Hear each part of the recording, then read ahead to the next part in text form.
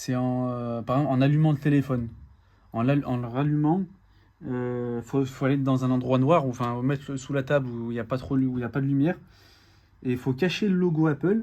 Et en cachant en cachant le logo Apple, si en le rallumant on voit pas de lumière, ça veut dire que c'est l'écran d'origine. Par contre, si en le rallumant on voit de la lumière autour, donc sur les zones noires, c'est que là c'est un écran LCD. Moi je le vois comme ça. Ou sinon après à l'épaisseur de l'écran. Si l'écran il est beaucoup. Ah non, parce que lui, l'épaisseur avec cet écran-là, c'était big l'épaisseur. Ah bah c'est un écran LCD.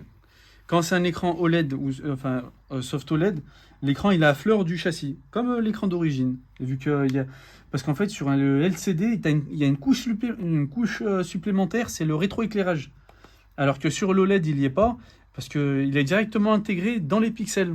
Les pixels ils s'allument et ils s'éteignent indépendamment. Et du coup ça fait une couche en moins, du coup ils sont plus fins les écrans OLED.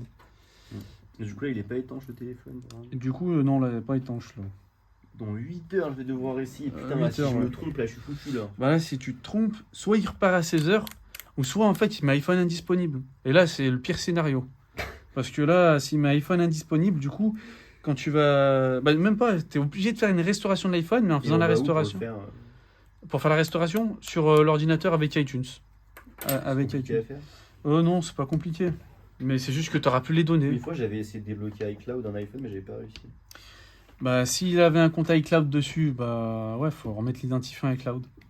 Ouais, mais par exemple, je sais pas si un mec il a un truc Oui. tout con, une fois j'avais trouvé un téléphone par terre Ouais, et du coup, bon, bah, je trouvais pas c'était qui ouais, et ça me marquait iCloud dessus. ouais. Et j'ai essayé de le bypass, mais j'ai jamais réussi. Ouais. Sinon, après, il faut que tu attendes des années. Et des fois, dans le temps, en fait, quand tu refais une restauration de l'iPhone, la personne, en fait, elle a dû enlever son identifiant iCloud. Et du coup, là, après, tu peux réutiliser le téléphone. Mais des années plus tard. Ouais. Moi, ça m'est arrivé avec un iPhone 7. Il y avait un client qui m'avait laissé son iPhone 7 parce qu'il en voulait plus. Et non, parce qu'il se souvenait plus de son identifiant iCloud. Et, il me l'a donné parce qu'il voilà, il me l'a donné. Et du coup, là, j'ai réessayé de faire la restauration. Et en le restaurant, il n'y a plus d'identifiant iCloud. Alors qu'il y avait un identifiant iCloud. Du coup, moi je m'étais renseigné et ça me disait que ça coûtait. Fallait changer la carte mère pour. Bah, en fait, en changeant la carte mère, si tu avais des données importantes dedans, c'est sur cette carte mère-là. Ouais, mais si Si t'en as tu pas, mets là. si t'as rien. Ah, s'il n'y a rien d'important et que tu veux la réparer. Oui, pourquoi pas, mais ça va te coûter le prix d'une carte mère. Et la carte mère, ça coûte cher.